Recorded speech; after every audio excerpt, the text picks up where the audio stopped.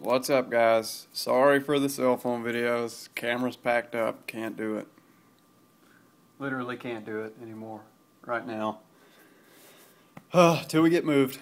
A lot of people saw the Spyderco South Fork in the last video I put up and showed interest in it, so I wanted to show it and let you guys see what it's all about. I'll put it in the sheath first. Should have done this before I started the camera. But oh well. Here is the Spyderco South Fork in the sheath. This is not Kydex, although it looks kind of like Kydex. It is something different.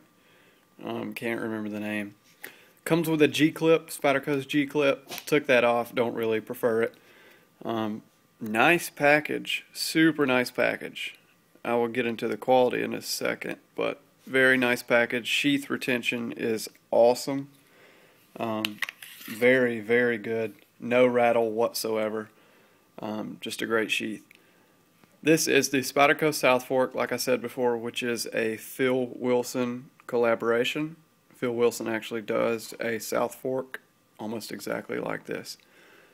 Phil Wilson is known for amazing grinds, using amazing steels with even more amazing heat treat. Phil Wilson is a legend in the knife world. And he creates these fixed blades. A lot of people say they look like kitchen knives. Personally, I don't see it. They kind of look like a boning knife to me, but they're not. I mean, they're just all-around user fixed blades. Really good thickness all the way out to the tip. This would be at home in the kitchen or on a campsite. I would not be afraid to baton wood with this, carve up feather sticks, slice a tomato, do some recreational surgery or something like that, you know.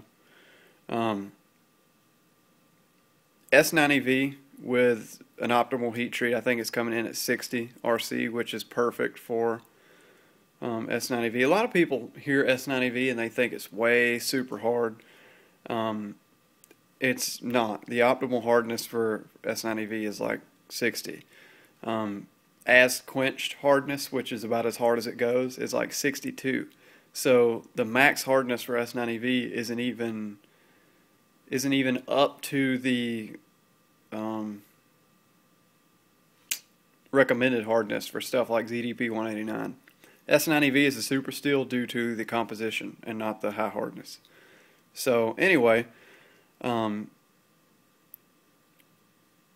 at 60 RC is going to hold its edge for a very, very, very long time. It's ground pretty thin, not super thin at all.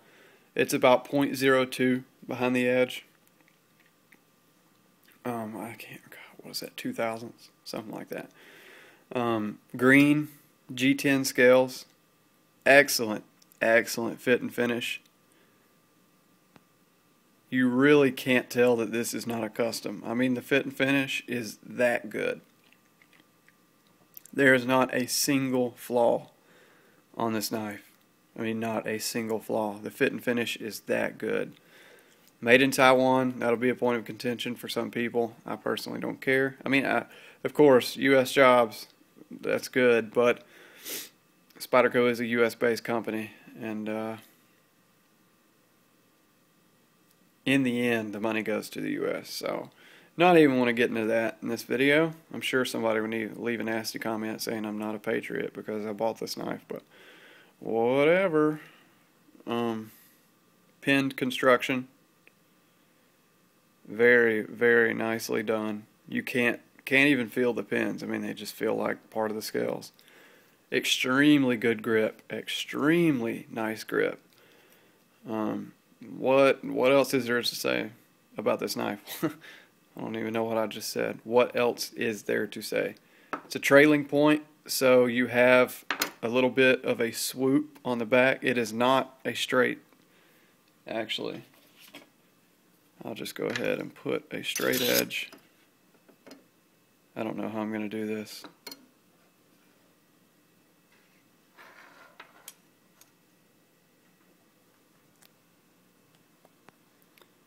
There you can see there is actually some swoop. in the spine, so it is not flat at all. It is a trailing point. Like I said, not ground too thin, but it is ground fairly thin. It came extremely sharp from the factory. I mean, extremely sharp. Let's see if I can do this on film. Who knows if I'll be able to. See if it'll zoom in on my thumb. Or focus in, I mean.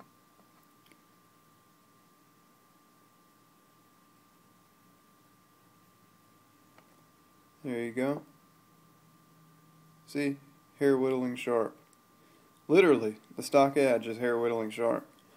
Of course, I did strop this just a little bit on the half micron diamond spray loaded kangaroo leather strop, but still, I mean, if the edge wasn't really good to start with, then it wouldn't do that and whittle hair.